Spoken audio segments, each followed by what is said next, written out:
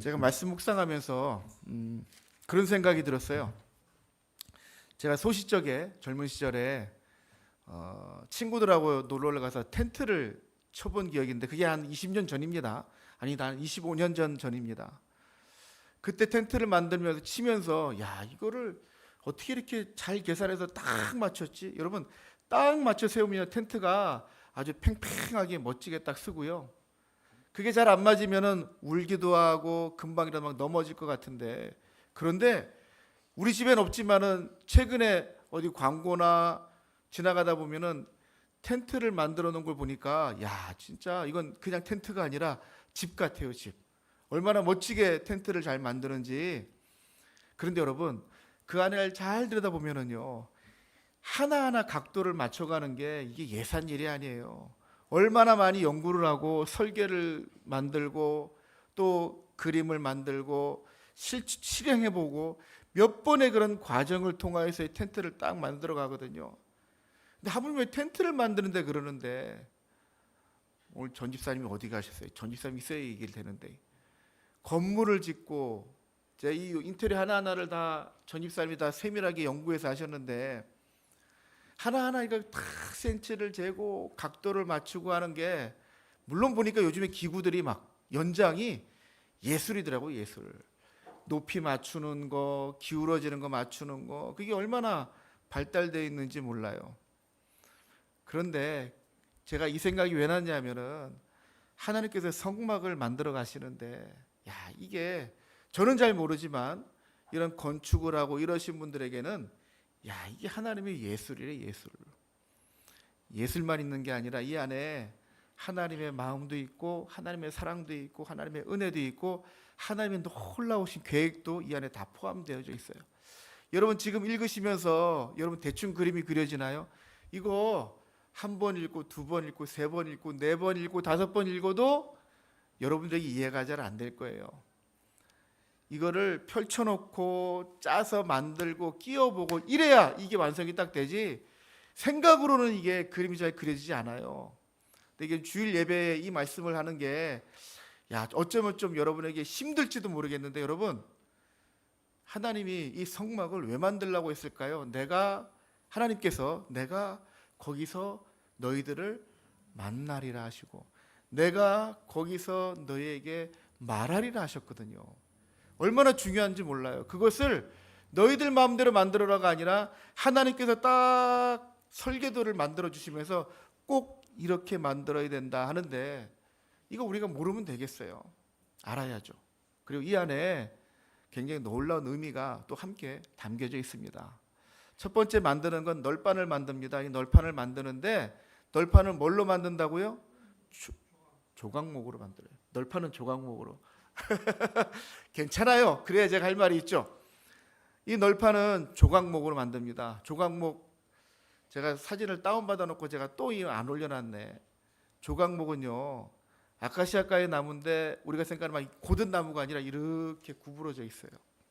그걸로 널판을 어떻게 만드냐면요, 길이가 10규빗이래요. 한 규빗이 몇 센치라고 했죠? 우리 성인 남자들의 팔꿈치부터 손가락까지예요.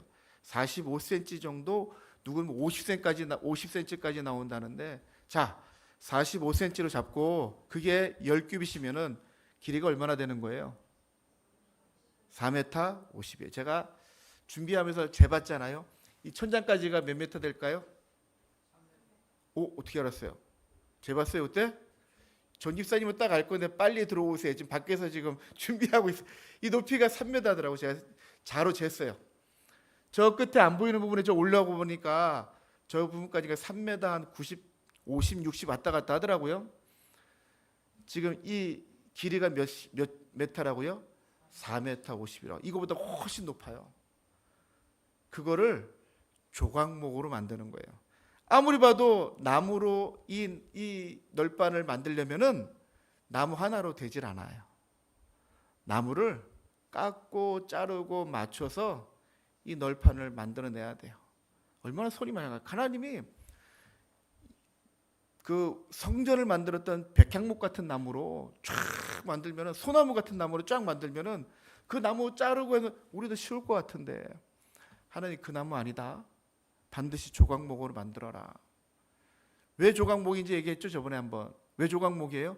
조각 모아서 만들어야 때문에 조각목이 아닌가. 원래 나무의 이름은 시띠나무입니다. 시띠나무. 근데 우리나라 말로 조각목이라고 부르는 거예요. 멋지고 볼품 있는 그런 나무들도 많은데 하나님은 굳이 조각목으로 이 널판을 만들려고 해요. 제가 두 가지 의미가 있다고 조각목 얘기하면서 한 적이 있는데 기억나시나요? 하나는 예수님의 인성. 하나님의 아들이신 예수님이 인간의 그런 마음을, 인간의 모습을 다 가지고 계시기 때문에 예수님의 인성이라고 표현했고, 여기 또 하나의 의미는 바로 예수님께서, 하나님의 아들이신 예수님께서 인간의 몸으로 이 모습 그대로 왔다면 이 모습은 누구의 모습이에요? 인간의 모습인 거죠. 우리들의 모습. 우리가 조각목 같은 존재란 말이죠. 보기에는 그렇게 막 삐까뻔쩍한 나무가 아닌데, 그런데 하나님이 은혜로 그 성막의 한 부분을, 안에 내부를 꽉 채워가는, 여러분 널판만 조각목이 아니라 우리 배웠던 속죄소를 만드는 그 궤를 만들 때도 조각목이고, 진설병 상을 만들 때도 조각목이고, 뒤에 바깥에 있는 번제단을 만들 때도 조각목이고, 모든 나무는 조각목으로 다 만들어요. 거기에 하나님의 은혜가 우리들에게 있다는 거죠.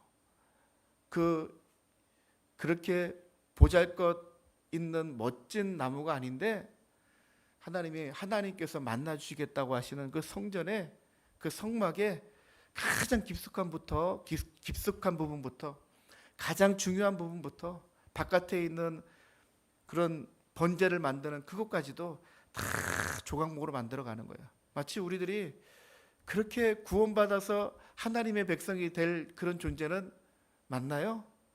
여러분 옆에 분 한번 보실까요? 야, 이거 하나님께서 이렇게 멋지게 만들어 놓으셔가지고 이러면서 전부 다 주변을 다 깨우는 거야 지금.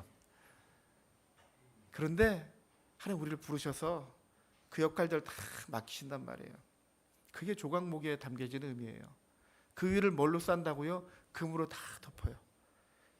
안에는 막 조각조각 막 끼워져 맞춰져 있는데 바깥에 금으로 다 덮는 거예요. 얼마나 멋져요. 얼마나 화려해요. 그게 예수님의 신성이자 우리들이 변화된 모습이에요. 조각목 같은 우리들이 멋진 금으로 덮인 큰 작품으로 만들어 가신단 말이죠. 그 널판을 여러분 한번 그림을 한번 상상해 보세요. 4m 50짜리 높이에 폭은 몇이냐면 한 규빗 반이에요. 한 70cm 정도 나오겠더라고요. 4m 50짜리가 쫙 서 있고 폭은 요만해요. 그게 서 있으려면은 땅에 깊숙이 박아야 되지 않겠어요? 서 있으려면은. 근데 그 받침을 뭘로 만드냐면은 뭘로 만들어요? 은으로 만들어요. 은으로 만들어서 이 널빤지 밑에 부분에다가 두 개의 촉을 만드는데 그게 돌기 같은 거예요. 툭 튀어나와져 있는 그거를 은받침에다가 끼워요. 제가 그림을 하나 그려놨는데, 그림을 가지고 나왔는데 잘 찾았어요. 자, 위에가 널판이고 널판 밑에 두 개의 돌기가 달려 있고 밑에 은받침을 만들어서 은받침이 널판 하나에 몇 개씩? 두 개씩, 양쪽에 하나씩 끼워서 딱 세워놓습니다. 그러면은 널판식 나무랑 금으로 쌓여져 있는 나무가 이 널판이 바닥에 그냥 서 있지를 못하잖아요. 은으로 저걸 만들어서 바닥에 세우고 그 위에 널판을 딱 꽂게 되어져 있어요. 근데 은이, 우리 생각에 은이 저기 무슨 힘이 있겠나? 은의 양이 얼마냐면 저 은받침 하나에 한 달란트예요. 한 달란트의 무게가 얼마나 되느냐? 34kg가 나간대요. 그러면 저 받침 하나하나가 34kg면은 양쪽이면은 몇 킬로가 나가겠어요? 68kg 정도의 은받침이, 은을 딱 받치고 그 위에 딱 널판을 꼽아 놓는 거예요. 아마 은은 절반은 땅에 묻히고 절반은 위에 나와 있을 거예요. 여러분 근데 여기에 왜 은일까? 여러분 금이, 은이, 노시 있어요. 뭐가 제일 튼튼할 것 같아요? 우리 상식적으로 알지 않아요? 뭐가요? 노시 제일 튼튼하죠. 단단하죠. 금은 이빨로 깨물어도 막 물러지는데, 그죠? 은은 좀 가볍기도 하고 좀 물러요. 근데 하나는 왜 은을 저기다 썼을까? 은은 유대인들에게, 히브리인들에게, 유대인들에게, 이스라엘 백성들에게는 특별한 의미를 가져가요. 여러분, 은이 처음에 성경에 등장할 때 어떻게 등장하냐면은 이스라엘 백성들 가운데 가장 먼저 가나안 땅에 들어온 사람이 누구죠? 아브라함이 가나안 땅에 들어와서 살다가 아내 사라가 죽습니다. 아내 사라가 죽은 다음에 그 무덤을 만들려고 하는데 그 마을 사람은 전부 다 아브라함이 그냥 무덤을 내어주겠다고 해요. 그런데 아브라함이 절대 우린 그냥 받지 않는다. 그 값을 치르고 사겠다 할 때 그 값이 얼마냐? 은 400세겔이에요. 그렇게 해서 이 땅을 사고 그 땅을 취해서 거기에 사라의 무덤, 자기의 무덤, 자기 후손들의 무덤을 쫙 만들어가는 거예요. 그때 값을 치르는 게 뭐라고요? 은이라고요. 은이라는 이 단어에, 케세프라는 이 단어에 담겨져 있는 의미 중에 하나는 값이라는 의미가 있어요. 값을 치러주는 거예요. 그래서 나중에 또 가면은 창세기 보면은 요셉이라는 사람이 야곱의 아들인데 애굽에 팔려갑니다. 팔려갈 때의 값이 얼마인지 아세요? 기억나세요? 아이고, 권사님 공부를 많이 하셔가지고 은 20세겔에 팔려갑니다. 은 20세겔에 은 20에 팔려갑니다. 20달란트인지 모르겠지만 이 요셉이 팔려갈 때 값이 은으로 쳐요. 그리고 그 뒤에 요 부분 바로 뒤에 이 은을 모을 때 뭘로 모으느냐? 자, 레위기를 봅니다. 레위기 27장 2절 3절에 이 은은 뭘로 만든 은일까? 아니, 은은 은이잖아요, 그죠? 어떻게 만들어진 은일까? 같이 한번 읽어볼까요? 시작. 이스라엘 자손에게 말하여 이르라. 만일 어떤 사람이 사람의 값을 여호와께 드리기로 분명히 서원하였으면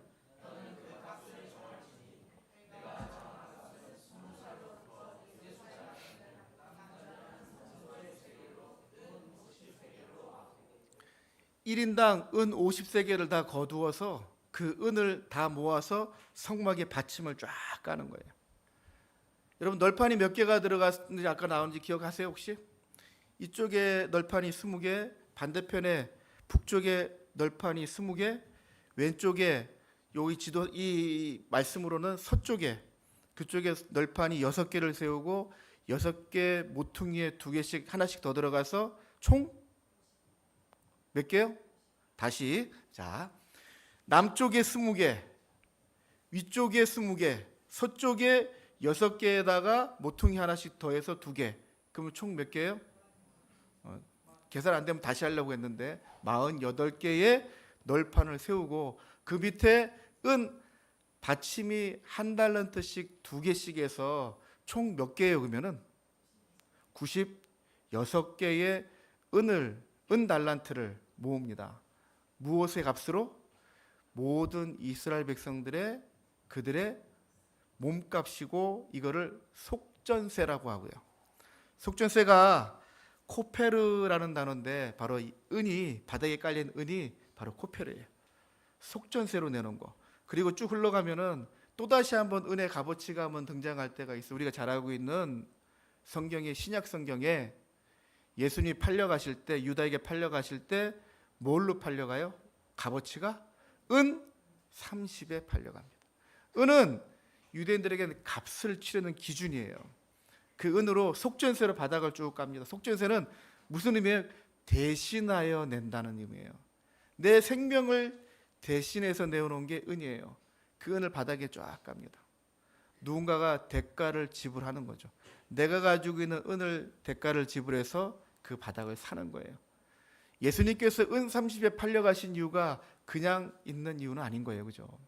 예수님이 자기가 당신이 대신해서 생명을 내어주시고 우리의 생명을 사십니다. 그래서 예수님께서 우리에게 대속의 은혜를 주셨다고 얘기를 해요.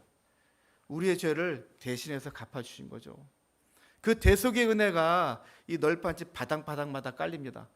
그냥 널판이 서 있지 못하니까 고리를 만들고 그 밑에 고리가 끼어지는 은 받침을 만들어서 널판 하나하나를, 널판 몇 개예요? 48개를 쭉 세워갑니다.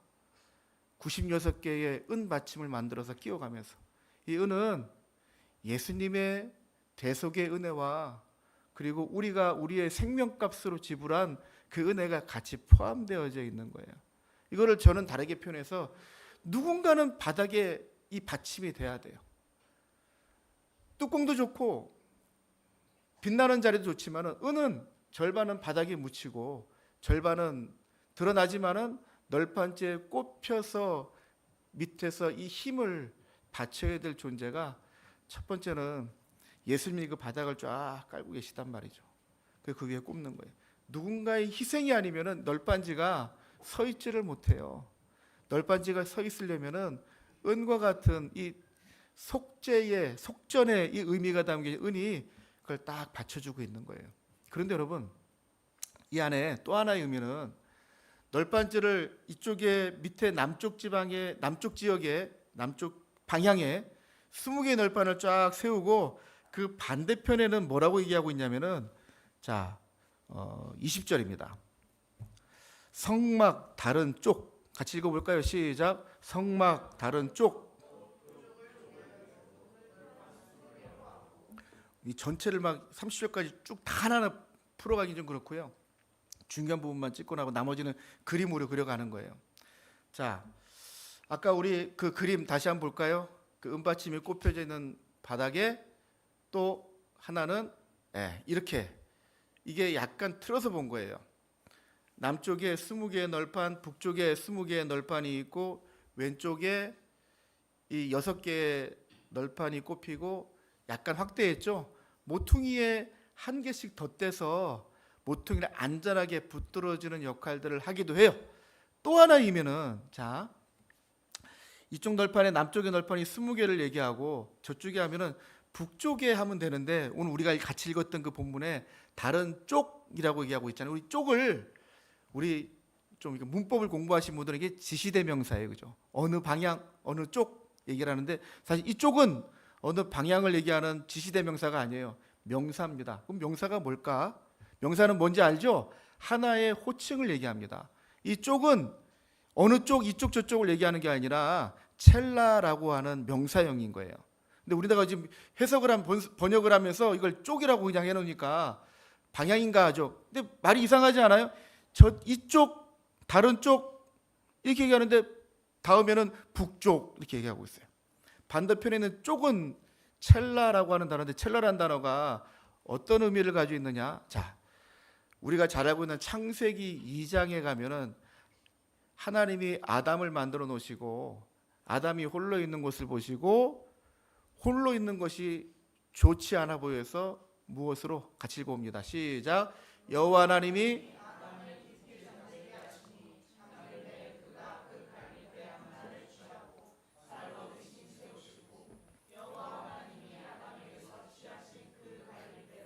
여자들 만드시고 그를 아담에게로 이끌어 오시니.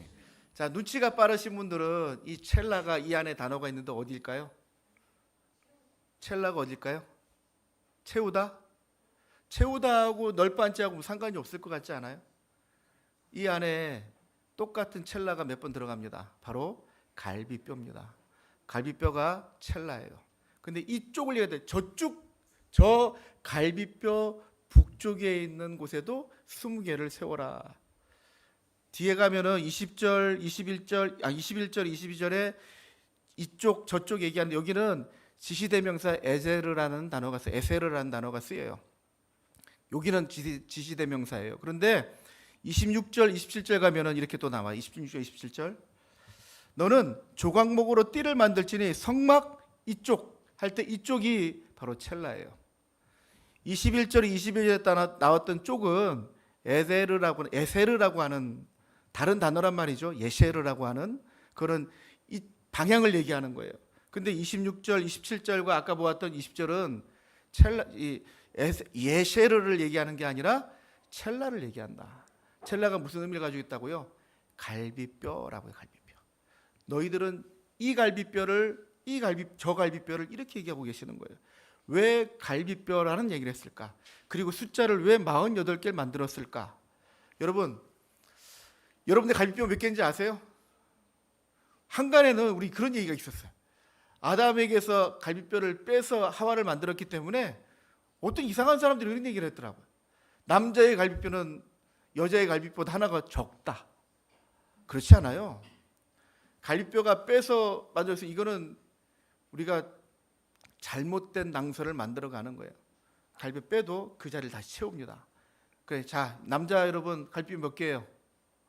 자기 안에 있는 거 몰라요? 자기 속에 있는 갈비뼈 숫자를 몰라요? 지금 여기서 48개 아닌가? 이러면 곤란해. 여러분 갈비뼈 몇 개예요? 자, 우리 의료계에 종사하시는 분들 배집사님 갈비뼈 몇 개예요? 24개 맞아요. 근데 왜 48개일까? 아담이 갈비뼈 하나를 빼어서 갈비뼈를 만듭니다. 사람을 만듭니다. 그 하와는 갈비뼈가 몇 개일까요? 똑같이 24개예요. 합치면 몇 개예요? 48개죠. 갈비뼈를 48개를 만듭니다. 널판을 3규빗으로 만들면은 24개로 이 널판을, 이 성막을 채워갑니다. 그런데 하나님은 여러분 긴 게 튼튼하려면요 폭이 넓을수록 튼튼할 거예요. 폭을 좁게 만듭니다. 그 48개 숫자를 맞춥니다. 이건 제 생각이 아니라 성경학자들의 이야기고 성막 연구가들의 이야기입니다. 하나님은 굳이 이 안에 널빤지 48개가 들어가도록 만들어서 거기도 이름을 쪽이라는 첼라라는 단어를 쓰세요. 갈비뼈로 만드는 거예요. 48개의 의미는 두 사람의 몫입니다. 아담과 하와가 뭐예요? 부부잖아요. 한 부부가 이 자리를 지켜갑니다. 여러분, 이 성막은 그냥 하나의 텐트를 만들어가는 게 아니에요. 이 성막은 바로 이 시대의 교회의 눈에 보여지는 가시적인 모습을 보여주고 있는 거예요. 그 안에 갈비뼈를 48개를 넣어서 만드는데 그건 분명히 두 사람의 몫인 거예요. 아담과 하와라면은 지금 이 교회의 신랑은 누구예요? 우리 알고 있지 않아요? 교회의 신랑은 누구예요? 예수님이시고 바로 성도님들이 바로 그 예수님의 신부로서 한 사람이 섭니다. 24개의 갈비뼈가 48개가 있다는 얘기는 두 존재가 함께 존재하는 거예요. 24개 이 갈비뼈라고 하는 것을 묶습니다. 뭘로 묶어요? 자, 26절부터 그 조각목들을 띠를 만들래요. 띠를 만드는데 띠를 얘기하면은 그냥 선을 얘기하는 게 아니라 조각목으로 띠를 만들어요. 조각목으로 쭉 띠를 만든다는 것은 그 안에 이렇게 받쳐준단 말이에요. 그림을 제가 하나 준비했는데 사실 이 그림, 이 말씀으로는 굉장히 의견이 다분해요.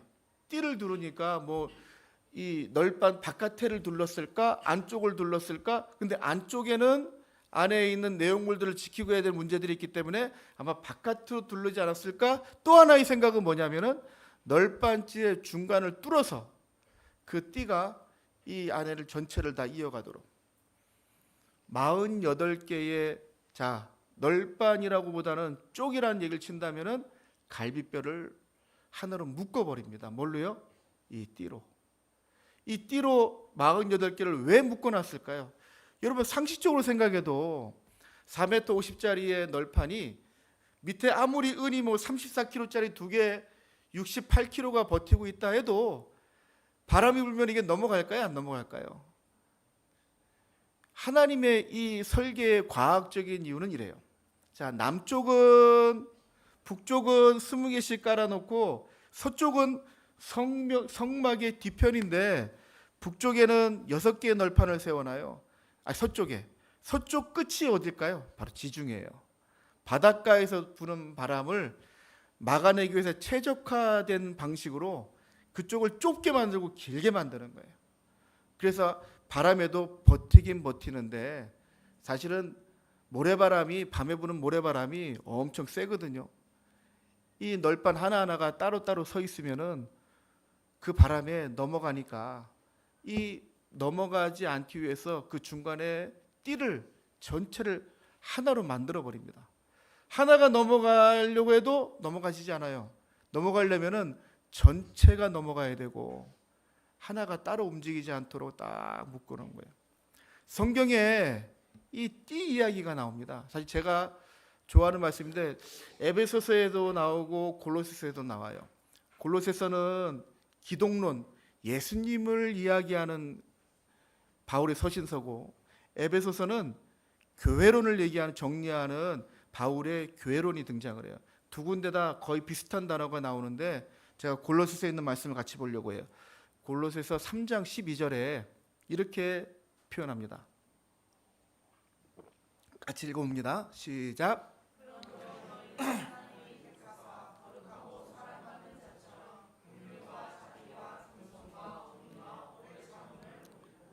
누가 누구에게 불만이 있거든 서로 용납하여 피차 용서하되 주께서 너희를 용서하신 것 같이 너희도 그리하고 이 모든 것 위에 사랑을 더하라. 이는 온전하게 매는 띠니라. 저는 이 띠를 설교한 적이 몇 번 있어요. 제가 처음 주님을 만나고 설교를 처음 시작할 때도 이 설교를 한번 했던 것 같아요. 이 띠는 온전케 안 돼요. 제가 이렇게 설교를 한 적이 있거든요. 여러분, 우리나라에 한복 있잖아요. 한복은 남자 한복도 그렇고 여자 한복도 그렇고 그거 입고 일하기는 굉장히 불편해요. 일을 하려면은 옛날 한국 드라마나 이렇게 뭐 영화에 보면은 일을 하려면 어떻게 해야 돼요? 중간에 허리를 동이는 끈으로 묶어야 돼요. 그죠? 아무리 화려하고 멋진 것들이 있어도 이걸 딱 묶지 않으면은 일을 할 때는 굉장히 성가시단 말이죠. 저는 그렇게 이해를 했는데, 자, 이 출애굽기의 성막을 하나로 만들어가는 이 띠를 보니까 그 띠는 성막이 무너지지 않도록 서로를 버텨주는 거예요. 버팀목. 골로새서가 예수님 이야기고 에베소서가 교회론이라고 했잖아요. 하나로 딱 묶어지지 않으면 어떤 일이 벌어질까? 여러분, 바람이 불 때 널빤지 하나쯤 넘어지는 거는 쉬울 거예요. 48개의 널판이 쉽게 넘어갈까요? 성막은 광야에 세워지는 하나님의 집입니다. 그게 절대로 무너지지 않도록 갈비뼈 48개가 쫙 버티고 있는 거예요. 여러분, 우리 신체의 갈비뼈는 어떤 역할을 할까요? 여러분, 갈비뼈 한번 만져보세요. 얘는 뭐하고 있지? 심장은 뛰고 있고 위장은 일하고 있고 뭐 손발 다 일하는데 갈비뼈는 가만히 있네. 그죠? 갈비뼈는 뭐예요? 가장 우리 신체의 중요한 부분들, 심장, 간, 또 뭐가 있죠? 위. 자, 빨리 배집사님 빨리 읊어주세요. 빨리 이 안에 있는 거. 쫙, 이 안에 이 갈비뼈가 딱 감싸고 보호하고 있는 거예요. 그렇게 쫙 한번 보세요. 한번 성막이 어떤 구조로 되어져 있는지. 그 안에 속죄소가 있고 우리가 지난주에 만들었던 진설병상, 등대 그 안에 쫙 나열되어 있고 이 갈비뼈가 그 안을 딱 보호하고 있는 거예요. 그런데 그게 신랑 되신 예수님과 신부된 교회, 바로 우리 성도들이 주님과 딱 한 몸을 이루고 딱 버티고 있는 거예요. 근데 이게 각자로 서 있으면 어떻게 될지 모르겠어요. 여러분, 갈비뼈가 아주 튼튼할 것 같지만 튼튼하지 않아요. 조그만 충격에도 갈비뼈가 부러져요. 근데 여러분, 갈비뼈가 부러지면 여러분 어떻게 하는지 아세요? 갈비뼈 부러져 보신 적 있나요? 제가 사고 나서 갈비뼈 3개가 부러졌, 4개인가 부러졌는데 치료 방법은 딱 하나밖에 없어요. 예? 가만히 있고 복대 차고 있는 거예요. 움직이지 않도록. 그러면 나중에 저절로 왜 붙는지 아세요? 서로가 연결되어져 있기 때문에 한두 개가 부러져도 가만히 놔두면 그대로 붙는데, 이게 갈비뼈. 근데 중요한 거는 떨어져 나가면은 붙지 않아요. 그 안에 딱 하나로 엮여져 있는 우리 척추가 중간에 딱 역할하고 갈비뼈를 다 붙잡고 있어요. 하나로 연결되어 있단 말이죠. 근데 이게 떨어지면은 어떤 일이 벌어질까요? 절대로 붙지 않아요.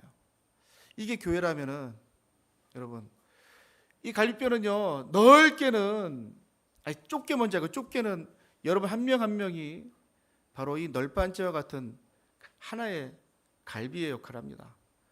그게 하나쯤이야 부러져도 괜찮을 것 같아요. 그런가요? 여러분, 갈비뼈 부러져 보신 분들만 알아요. 뭐가 힘든지 아세요? 기침도 못하지만은 또 뭐가 힘든지 아세요?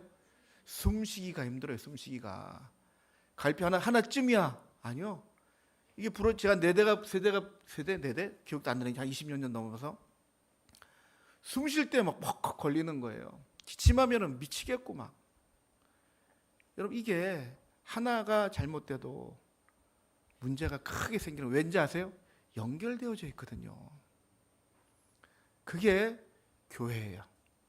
여러분 모두가 한 명 한 명이 떨어져 있는 것 같지만 교회는 연합되어지지 않으면, 우리가 하나 되어지지 않으면 늘 시끄럽고 늘 불평이고 늘 불만이고 시끄러운 일이 계속.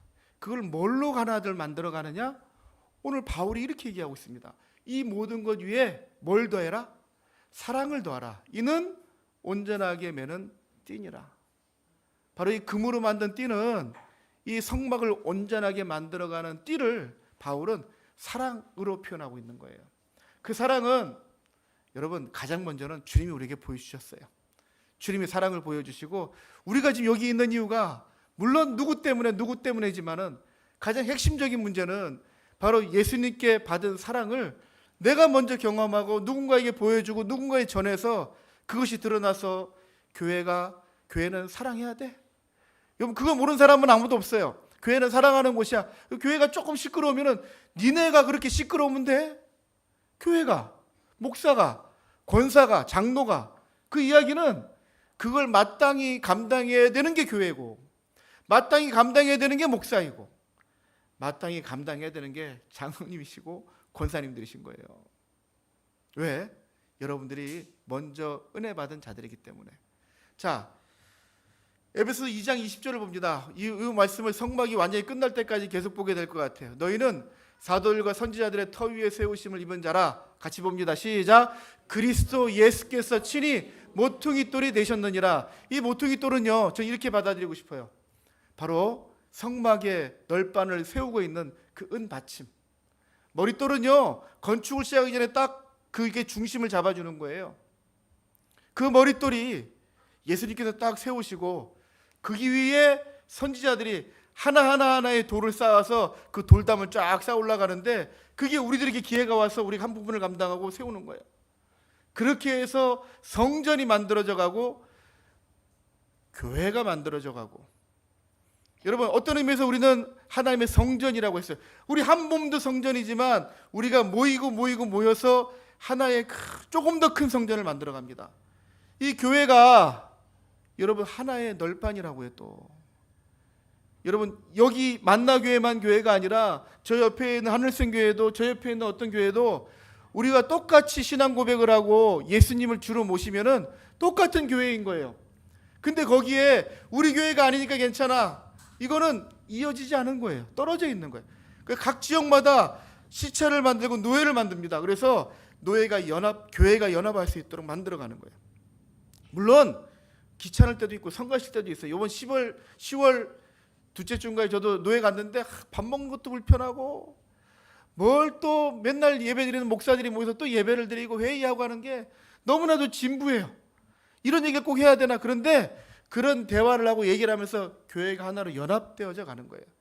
여러분 우리가 밥을 먹고 예배 드리고 끝나는 게 아니라 같이 이야기하면서 우리가 하나됨을 확인하는 겁니다.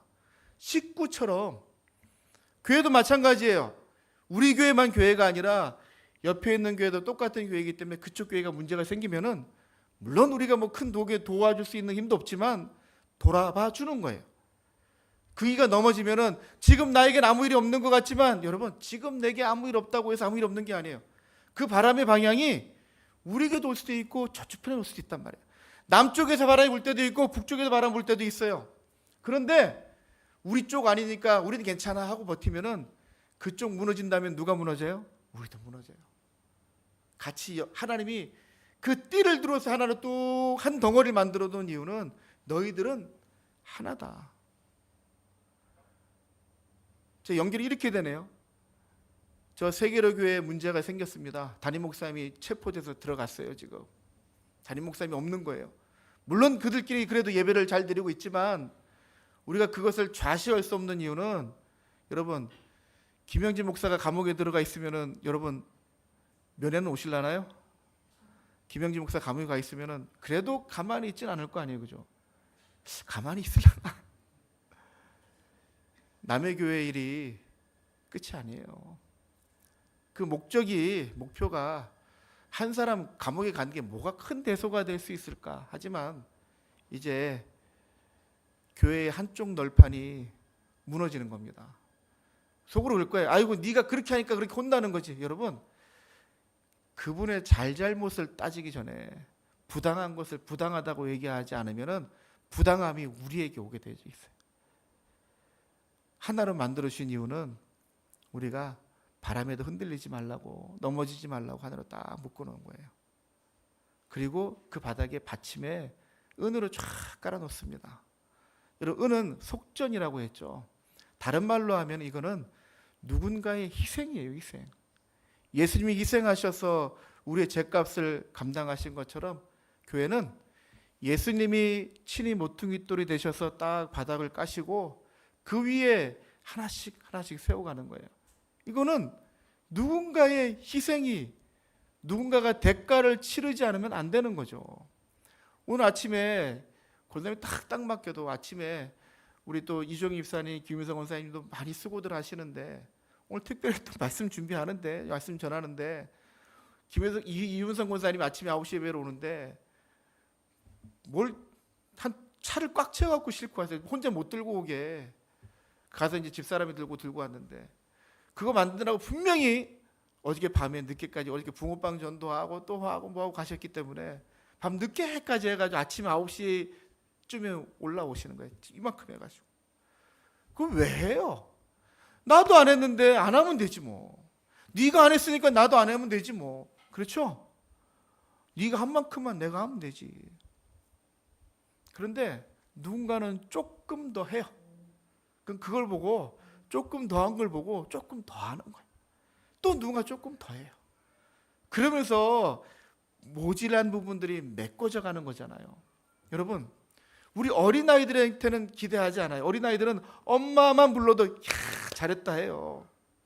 저 깐난의 하은이 예나가 입에서 엄마 소리 나면 깜짝 놀랄 일들 아니에요. 근데 우리가 엄마 하면 그게 깜짝 놀랄 일이에요.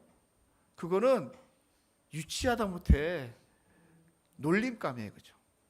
어른은 어른의 몫을 합니다. 어른은 아랫사람들을 돌보고 아랫사람들을 위해서 희생할 때 어른의 값을 하는 거. 어른들이 어린아이들 거 뺏어오고 내가 조금 더 가져오려고 애를 쓰면은 그게 어른인가요? 어른은 아랫사람들에게, 어린아이들에게 나눠주는 거예요. 그들이 성장할 수 있도록. 이거를 달리 말하면은 여러분, 희생? 좀 너무 거룩한가요? 희생?